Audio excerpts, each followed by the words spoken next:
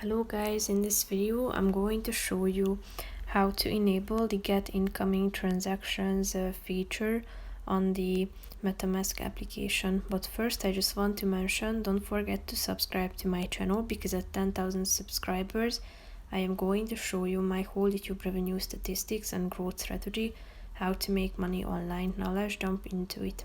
First of all, open the application on your phone.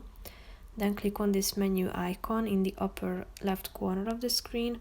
Then click on settings. After that, tap on security and privacy.